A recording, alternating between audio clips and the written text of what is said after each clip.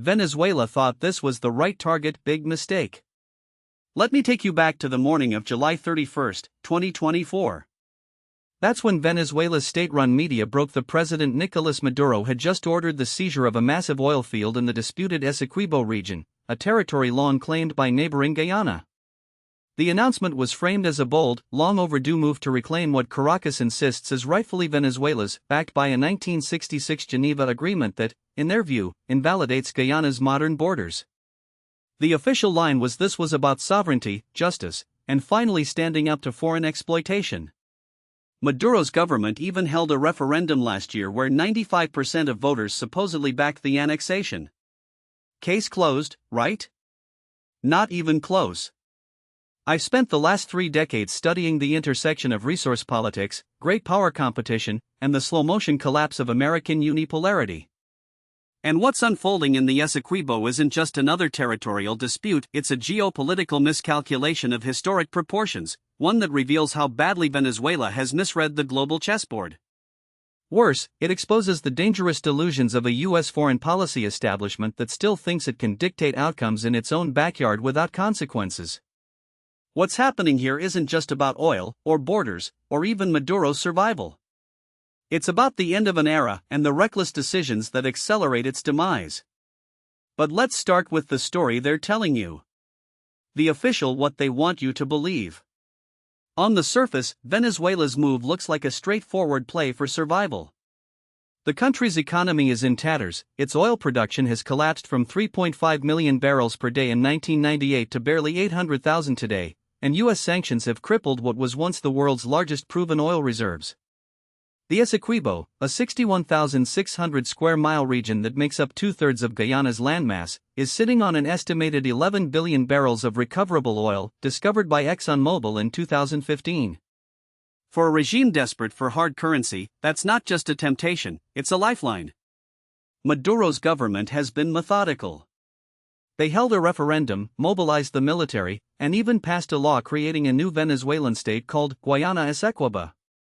The messaging was this wasn't an invasion, just the enforcement of a long-standing legal claim. The U.S. State Department, predictably, condemned the move as a violation of international law. Guyana's President Irfan Ali called it an existential threat, and the UN Security Council held an emergency session. The Western media, meanwhile, framed it as another example of Venezuelan authoritarianism, Maduro, the cartoonish strongman, overreaching yet again. And here's the most of the reporting stopped there. The narrative was set. Venezuela is the aggressor. Guyana is the victim. The U.S. is the righteous defender of sovereignty. Case closed. But there's a problem with this narrative. Actually, there are several. Deconstructing the what's really happening. Let's start with the legal claims. Venezuela's argument isn't entirely baseless. The 1899 arbitral award that granted the Essequibo to British Guiana was, by all credible historical accounts, a sham.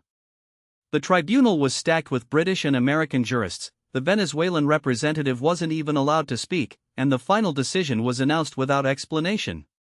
The 1966 Geneva Agreement, which Venezuela now cites, was supposed to resolve the dispute through negotiations, but Guyana, backed by the U.S. and ExxonMobil, has refused to engage meaningfully for decades. So why now? Why did Maduro pick this moment to make his move? The answer isn't just about oil. It's about survival. Venezuela's economy is on life support. Hyperinflation, mass emigration, and U.S. sanctions have left the regime with few options. But here's the part they're not telling: Maduro didn't act alone. This was a calculated gamble, and he had backers. In the weeks leading up to the seizure, there were quiet meetings in Moscow and Tehran. Russian energy giant Rosneft, which has been propping up Venezuela's oil sector for years, reportedly signaled support for the move. Iran, another key ally, has been helping Venezuela evade U.S. sanctions and even sent military advisors. But the real game-changer? China. Beijing has been Venezuela's financial lifeline for over a decade, loaning Caracas over $60 billion since 2007, most of it secured by oil. But with Venezuela's production in freefall, China has grown impatient. The Essequibo's oil fields are a way to recoup those losses. And here's the China doesn't just want the oil. It wants a foothold in the Western Hemisphere, right under America's nose. Now, let me be, I'm not saying Venezuela's claim is just. Far from it.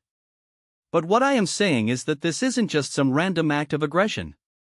It's a move in a much larger game, one where Maduro thought he had more support than he actually did. And that's where he made his first mistake.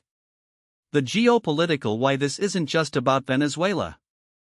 To understand why Venezuela's gamble is doomed, you have to out. This isn't just a bilateral dispute between Caracas and Georgetown.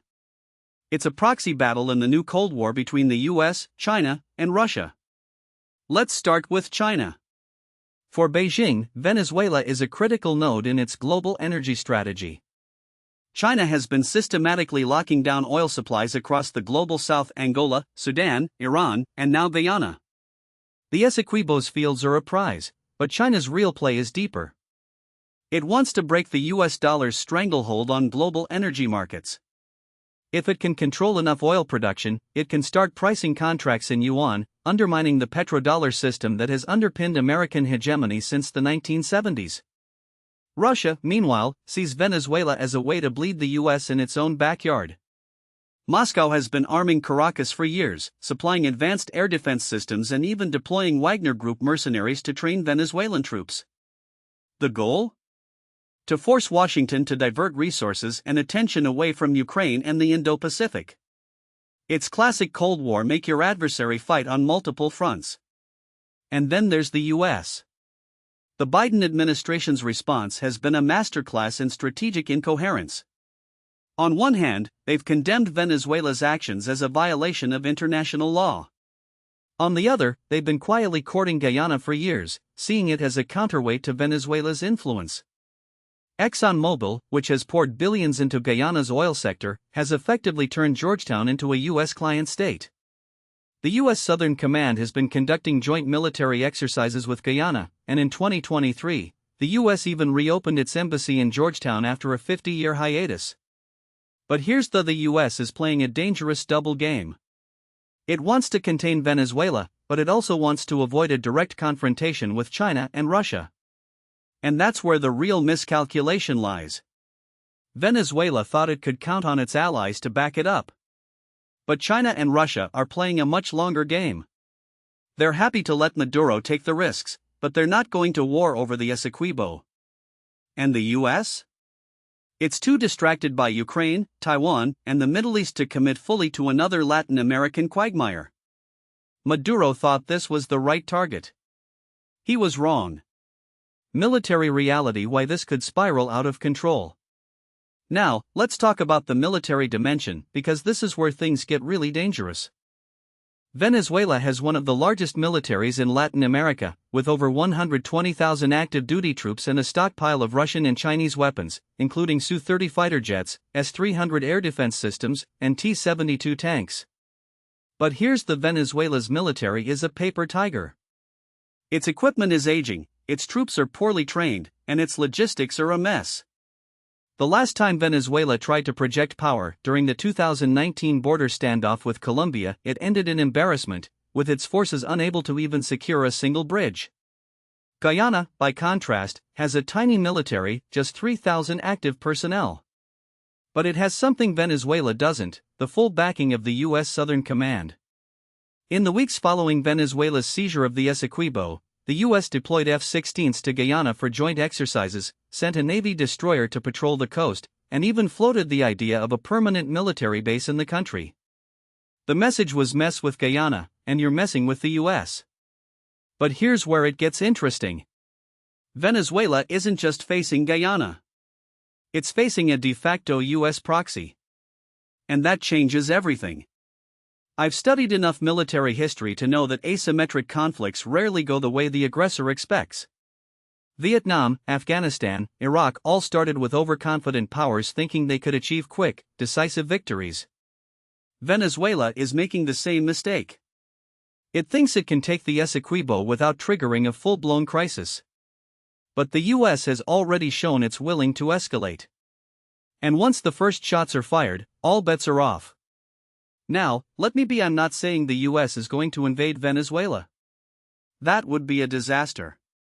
But what I am saying is that the risk of miscalculation is sky high. One wrong move, a Venezuelan jet crossing into Guyanese airspace, a US drone shot down, a skirmish between naval vessels, and suddenly, you've got a regional war on your hands. And that's not even the worst-case scenario. The domestic political why this is about more than geopolitics. Here's something most analysts aren't talking: this crisis isn't just about oil or great power competition. It's also about domestic politics in both Venezuela and the US. Let's start with Venezuela. Maduro is in trouble. His approval rating is in the low 20s, inflation is still running at over 200%, and the opposition is gaining momentum. The Essequibo Gambit is a classic diversionary tactic, a way to rally nationalist sentiment and distract from the country's economic collapse. It's worked before. In 2019, when Juan Guaidó declared himself interim president, Maduro survived by framing the crisis as a US-backed coup. This time, he's doing the same thing, but with a territorial dispute. But here's the it might not work. Venezuela's military is deeply divided. The top brass is loyal to Maduro, but the mid-level officers are restless. There have already been reports of defections, and if the crisis drags on, that could accelerate. Maduro is playing with fire. Now, let's talk about the US. The Biden administration's response to the Essequibo crisis has been shaped by the 2024 election and the Democratic Party's internal divisions. On one side, you have the hawks, led by figures like National Security Advisor Jake Sullivan and Secretary of State Antony Blinken, who see this as an opportunity to reassert US dominance in Latin America. They want to use the crisis to justify a permanent military presence in Guyana, ex sanctions on Venezuela, and send a message to China and Russia. On the other side, you have the realists, people like Defense Secretary Lloyd Austin and Treasury Secretary Janet Yellen, who are worried about the economic fallout.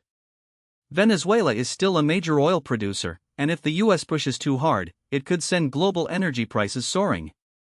That's the last thing Biden needs in an election year. And then there's the Donald Trump.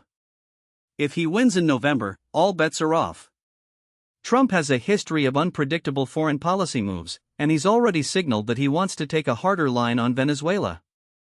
He could use the Essequibo crisis as an excuse to impose even harsher sanctions, or even authorize covert action to destabilize Maduro's regime. The point is, domestic politics is distorting the US response. And that makes the situation even more volatile. Scenario how this could play out. So where does this go from here? Let's run through the three most likely scenarios. Scenario 1, controlled escalation. In this scenario, the crisis drags on for months, with Venezuela occupying parts of the Essequibo but stopping short of a full-scale invasion. The US responds with targeted sanctions, military aid to Guyana, and diplomatic pressure at the UN. China and Russia provide rhetorical support to Venezuela but avoid direct intervention. The result? A frozen conflict, with Venezuela controlling some oil fields but unable to fully exploit them due to sanctions and US military presence. This is the most likely outcome, but it's also the most unstable, because frozen conflicts have a way of thawing at the worst possible moment. Scenario 2, US intervention. This is the nightmare scenario. Venezuela, emboldened by its initial success, pushes deeper into the Essequibo. Guyana, with US backing, retaliates. A skirmish escalates into a full-blown conflict. The US deploys more troops, imposes a naval blockade, and starts targeting Venezuelan military assets. China and Russia respond by increasing their support for Maduro, leading to a dangerous standoff. This scenario could spiral into a regional war, with Colombia, Brazil, and even Cuba getting involved. The economic fallout would be catastrophic. Oil prices would skyrocket, global markets would ice, and the US would be dragged into another endless conflict. Scenario 3, diplomatic off-ramp. This is the best-case scenario, but it's also the least likely. In this version, the US and Venezuela reach a backroom deal. Venezuela agrees to withdraw from the Essequibo in exchange for sanctions relief and a share of the oil revenues. Guyana gets to keep its territory, but it has to cut Venezuela in on the profits. China and Russia sign off because they get access to Venezuelan oil without the risk of war. This scenario requires deft diplomacy, but given the current state of US-Venezuela relations, it's a long shot. Now, let me be none of these scenarios are good. Even the best-case outcome leaves Venezuela weakened, Guyana dependent on the US, and the region more militarized than ever. The worst-case scenario? It could trigger a global economic crisis and a new Cold War in the Western Hemisphere. Grand strategy: why the US is losing the long game. Here's the hard: the Essequibo crisis is just the latest symptom of a much deeper problem, the slow-motion collapse of American unipolarity. For the last 30 years, the US has operated under the assumption that it can maintain global dominance through military power, economic coercion, and liberal interventionism. It hasn't worked. Iraq, Afghanistan, Libya all ended in failure. And yet, the foreign policy establishment keeps doubling down on the same failed strategies. The US sees Venezuela as a rogue state that needs to be contained. But what it doesn't understand is that Venezuela isn't the problem, it's a symptom. The real problem is the decline of US influence in its own hemisphere. China and Russia are filling the vacuum, and the US is too distracted by its global commitments to do anything about it. This isn't just about Venezuela. It's about the end of an era. The US is still the world's most powerful country, but it's no longer the only one. And the sooner Washington accepts that, the better. What should happen? A realist path forward. So what's the alternative? How do we avoid a catastrophic escalation in the Essequibo? First, the US needs to stop treating Venezuela like a pariah state. Sanctions haven't worked. They've only pushed Caracas closer to Moscow and Beijing. Instead, the US should offer a conditional sanctions relief package, lifting some restrictions in exchange for Venezuela withdrawing from the Essequibo and holding free elections. Second, the US needs to engage with China and Russia. This isn't about appeasement, it's about managing great power competition. The US can't stop China from investing in Latin America, but it can offer alternatives. A US-backed energy infrastructure fund for the region, for example, could give countries like Guyana and Suriname a way to develop their resources without becoming Chinese clients. Third, the US needs to stop militarizing the crisis. More troops, more sanctions, more threats, these only increase the risk of war. Instead, the US should work with Brazil, Colombia, and other regional powers to create a diplomatic off-ramp. The Organization of American States could play a role here, but only if the US stops treating it like a tool of American hegemony. Now, I know what some of you are: this is weakness. The US should stand up to Maduro. But let me tell you something I've learned from decades of studying: strength isn't about flexing your muscles. It's about knowing when to use them and when to hold back. The US has spent the last 20 years overreaching in the Middle East. It can't afford to make the same mistake in Latin America. The bigger why this matters to you. Here's the thing about it's not just something that happens over there. It affects your life, whether you realize it or not. If the Essequibo crisis escalates, oil prices will spike. That means higher gas prices, higher inflation, and a weaker economy. If the US gets dragged into another war, it means more debt, more military spending, and less money for domestic priorities.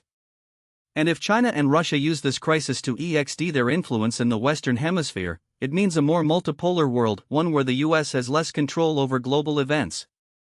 But here's the good: you have a role to play. Informed citizens are the brake on government overreach. The more you understand about what's really happening in the world, the harder it is for policymakers to sell you a war. The last time we saw this playbook was in Iraq, when the phrase weapons of mass destruction became a household term. Today, it's Maduro's aggression or Chinese actionism that's being used to justify escalation.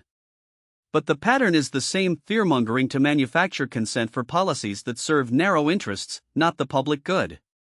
Now, what most people don't realize is that the Essequibo dispute isn't just about a strip of jungle or a few offshore oil fields. It's about the future of military power projection in the Western Hemisphere. Let me explain why this matters in ways that go beyond the headlines. First, there's the question of naval dominance. The Essequibo region sits at the northern edge of South America, directly adjacent to the Caribbean Sea, the body of water that the U.S. has treated as an American lake since the Monroe Doctrine. The U.S. Southern Command, headquartered in Miami, has spent decades ensuring that no foreign power could challenge U.S. control over these waters. But if Venezuela, with Russian or Chinese backing, were to establish a permanent military presence in Essequibo, say, a naval base or an airstrip, it would change the game. Suddenly, the U.S. would have to contend with a hostile power just 1,000 miles from Florida, with the ability to monitor U.S. naval movements, disrupt shipping lanes, or even threaten the AMA Canal. This isn't hypothetical. In 2008, Russia sent 2 nuclear-capable bombers to Venezuela for joint exercises. In 2013, a Russian warship docked in Havana, just 90 miles from the U.S. coast. And in 2018, 2 Russian Tu-160 bombers landed in Venezuela, prompting then-Secretary of State Mike Pompeo to warn that the Russians are not welcome here. The message was the U.S. sees the Caribbean as its exclusive sphere of influence, and it won't tolerate challengers. But here's the uncomfortable truth: Venezuela's move on Essequibo is a direct challenge to that assumption. Second, there's the issue of air defense. The U.S. has spent billions modernizing its air superiority, but that advantage is only as good as the distance between its bases and potential adversaries. Right now, the closest Russian or Chinese military assets to the U.S. mainland are in Cuba, Nicaragua, or Venezuela itself. But if Venezuela gains control of Essequibo, it could deploy S-300 or S-400 air defense systems, Russian-made platforms that can shoot down U.S. aircraft from hundreds of miles away. That would force the U.S. to either accept a new reality where its airspace is vulnerable or escalate to neutralize the threat. Neither option is appealing. Let me give you a historical parallel. In 1962, the U.S. nearly went to war with the Soviet Union over the placement of nuclear missiles in Cuba. The crisis was resolved when the Soviets agreed to withdraw their missiles in exchange for a U.S. promise not to invade Cuba. But what if the Soviets had said, "These missiles aren't in Cuba, they're in a disputed territory that we just annexed"? That's the kind of gray zone ambiguity Venezuela is exploiting today. And it's why the U.S. is so nervous, because in a world where international law is increasingly ignored, the old rules of deterrence don't apply. Third, there's the economic dimension. The U.S. has spent the last decade trying to isolate Venezuela through sanctions, but Maduro has found ways to survive. China and Russia have kept his regime afloat with loans, oil swaps, and military support. And now, with Guyana's oil boom, Venezuela sees an opportunity to break free from U.S. pressure. If Venezuela can control even a portion of Essequibo's oil reserves, estimated at 11 billion barrels, it could double its current production. That's not just an economic lifeline, it's a geopolitical game-changer. More oil means more revenue, which means more money for military modernization, more leverage over regional allies, and more defiance of U.S. sanctions. But here's the U.S. can't just bomb Venezuela's oil infrastructure like it did in Iraq. Why? Because China and Russia are now deeply embedded in Venezuela's economy. In 2020, China's state-owned oil company, CNPC, signed a $2.2 billion deal to develop Venezuela's Orinoco Belt. Russia's Rosneft has been trading Venezuelan oil for years, despite U.S. sanctions. If the U.S. were to launch a military strike, it wouldn't just be attacking Venezuela, it would be risking a direct confrontation with 2 nuclear-armed powers. That's a line no sane policymaker wants to cross. So what's the U.S. left with? More sanctions? They've already tried that, and all it's done is push Venezuela closer to China and Russia. More military exercises? The U.S. has been conducting joint drills with Guyana, but that only escalates tensions. More diplomatic pressure? The U.S. has tried isolating Maduro, but he's still in power, and now he's got a new cause to rally his people. Here's what I think the U.S. should do instead, and it's not what you'll hear from the hawks in Washington. First, the U.S. needs to accept that Venezuela isn't going anywhere. Maduro has survived coups, sanctions, and mass protests. He's not a rational actor in the traditional sense, but he's not suicidal either. The U.S. should stop treating him like a pariah and start treating him like a leader who's here to stay. That doesn't mean endorsing his regime, it means finding ways to coexist. Second, the U.S. needs to work with Guyana to strengthen its defenses, not through U.S. troops, but through training, intelligence sharing, and economic support. Guyana is a small country with a tiny military, but it's sitting on a goldmine of oil. The US should help Guyana build the capacity to defend itself, while making it clear that any Venezuelan aggression will trigger a swift and severe response. That's deterrence, not provocation.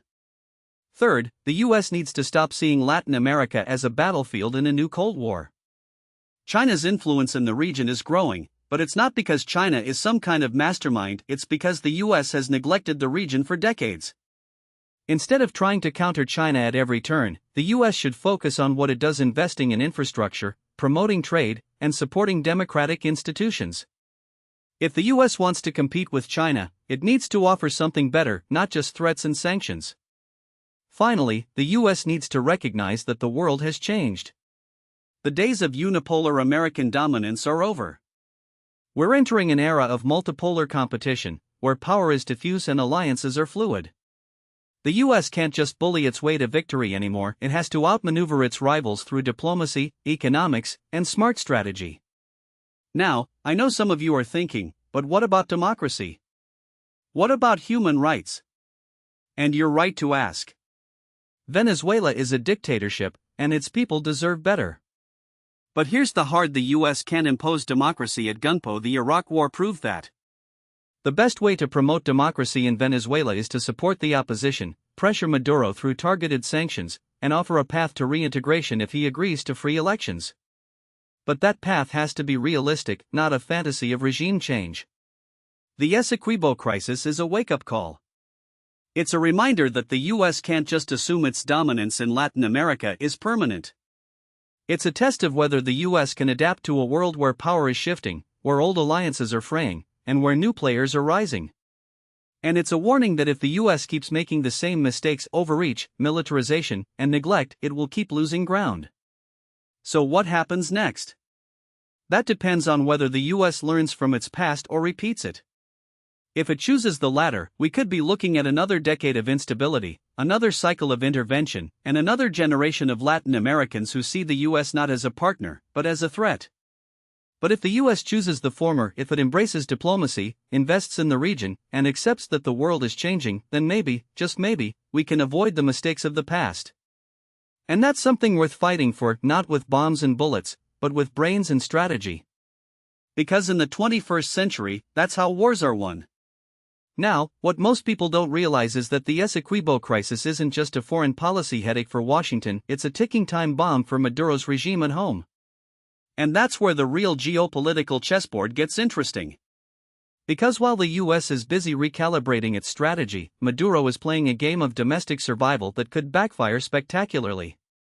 Let me explain why this matters. For years, the Venezuelan government has relied on a simple but effective: blame external enemies for internal failures. The US is the eternal boogeyman, the CIA is behind every protest and economic collapse. That's just the result of imperialist sanctions. It's a narrative that's worked until now. The problem for Maduro is that the Essequibo gambit isn't just another chapter in this tired script. It's a high-stakes gamble that could either consolidate his power or accelerate his downfall, depending on how it plays out. Here's the uncomfortable: Venezuela's economy is in shambles, and no amount of nationalist posturing can hide that. Inflation hit 234% in 2023, according to the IMF, and GDP per capita has collapsed to levels not seen since the 1950s. The country's oil production, once the lifeblood of its economy, has plummeted from 3.5 million barrels per day in 1998 to just 750,000 in 2023. And let's not forget the humanitarian: over 7.7 million Venezuelans have fled the country since 2015, according to the UN, creating a diaspora that's now larger than Syria's. These aren't just statistics, they're a daily reality for millions of people who are tired of being told that their suffering is someone else's fault. So why would Maduro pick a fight over Essequibo now? Because he's desperate. The 2024 presidential election is looming, and for the first time in years, the opposition is actually a threat. Maria Corina Machado, the opposition's primary candidate, won a landslide victory in October 2023 with over 90% of the vote in a primary that saw record turnout. The regime disqualified her from running, of course, but the message was Venezuelans are hungry for change. And that's dangerous for Maduro, because his legitimacy has always been shaky. He won the 2018 election in a vote that was widely condemned as fraudulent, and his approval ratings have been in the gutter for years. The Essequibo crisis is a classic diversionary tactic, a way to rally the base, distract from economic misery, and frame the election as a choice between patriotism and treason. But here's the it might not work. Nationalism is a powerful tool, but it's not infinite. In 1982, Argentina's military junta invaded the Falkland Islands to distract from domestic turmoil, only to see its regime collapse after a humiliating defeat. In 2014, Russia annexed Crimea to boost Putin's popularity after the Euromaidan protests, and while it worked in the short term, it also locked Russia into a cycle of sanctions and isolation that's now crippling its economy. Maduro is walking a similar tightrope. If the Essequibo dispute escalates into a real conflict, even a limited one, he risks overplaying his hand. The Venezuelan military is a shadow of what it once was, and while it's loyal to the regime, it's also pragmatic. No general wants to lead a losing war, especially not when the country's infrastructure is crumbling and morale is low. Let's talk about the military for a second, because this is where things get really interesting. The Venezuelan armed forces have been the backbone of Chavismo since Hugo Chavez first took power in 1999. Chavez, a former paratrooper, packed the ranks with loyalists, purged dissenters, and turned the military into a political tool. But that loyalty comes at a price. The military has been given control of key sectors of the economy: oil, mining, food distribution, and that's created a class of generals who are more interested in protecting their business empires than in fighting wars. In 2019, when Juan Guaidó declared himself interim president and called for the military to defect, only a handful of mid-ranking officers did. Why? Because the generals had too much to lose. The same logic applies today. If Maduro orders an invasion of Essequibo, he's asking the military to risk everything for a cause that doesn't directly benefit them. And that's a dangerous ask. Now, let's consider the opposition. For years, the US and its allies have pinned their hopes on the Venezuelan opposition as a democratic alternative to Maduro. But the opposition is fractured, and its leadership has been inconsistent. Guaidó's failed uprising in 2019 was a turning point. It showed that the opposition couldn't rely on the military or the international community to deliver regime change. Since then, the opposition has struggled to regain momentum. Machado's primary victory was a bright spot, but the regime's decision to bar her from running has left the opposition in disarray. Some factions want to boycott the election entirely, while others are pushing for a unified candidate. The problem is that without a clear strategy, the opposition risks playing into Maduro's hands. If they boycott, they cede the election to the regime. If they participate, they risk legitimizing a sham vote. Here's where the US could actually make a difference, but only if it stops treating Venezuela like a geopolitical chess piece and starts treating it like a country with real people. The Biden administration has already taken some steps in the right direction. In October 2023, it eased some sanctions on Venezuela's oil sector in exchange for Maduro's promise to hold free and fair elections. It was a small concession, but it was a sign that the US is willing to engage with the regime if it means progress on democracy. The problem is that Maduro has a long history of making promises he doesn't keep. In 2019, he agreed to negotiate with the opposition in Barbados, only to walk away when it suited him. In 2021, he released some political prisoners and allowed limited humanitarian aid, but he never followed through on broader reforms. So why should we believe him now? Because this time, the stakes are higher. The Essequibo crisis has forced the US to pay attention to Venezuela in a way it hasn't in years. And that's created an opportunity, one that the opposition and the international community need to seize. The key is to make Maduro an offer he can't: sanctions relief in exchange for real electoral reforms, the release of political prisoners, and a commitment to a peaceful resolution of the Essequibo dispute. It's not a perfect solution, but it's the only one that has a chance of working. The alternative, more sanctions, more isolation, more suffering for the Venezuelan people, is a recipe for disaster.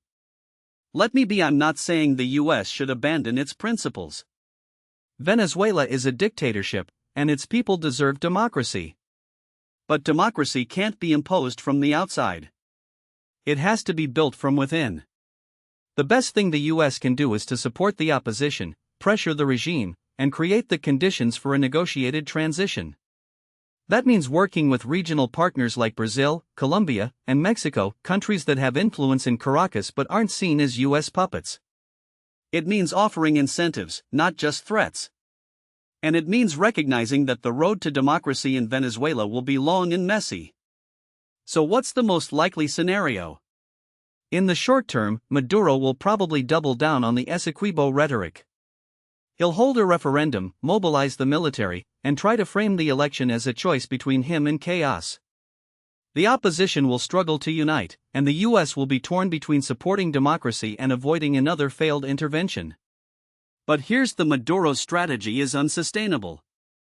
The economy is still collapsing, the military is still restless, and the Venezuelan people are still desperate for change. At some point, something has to give. The most plausible outcome is a negotiated transition, one that avoids a violent collapse but doesn't deliver a perfect democracy overnight. Maybe Maduro steps down in exchange for amnesty. Maybe the military forces him out. Maybe the opposition wins a free election and has to govern a broken country. None of these scenarios are ideal, but they're better than another decade of dictatorship, another wave of refugees, and another crisis that the US is forced to manage. The Essequibo dispute is a warning sign. It's a reminder that Venezuela's problems are far from over, and that the international community can't afford to look away. But it's also an opportunity, a chance to break the cycle of intervention and isolation that has defined US policy in Latin America for decades. The question is whether Washington is willing to take it. Because if it isn't, we'll be having this same conversation in 5 years, with even higher stakes. And that's a future none of us should want.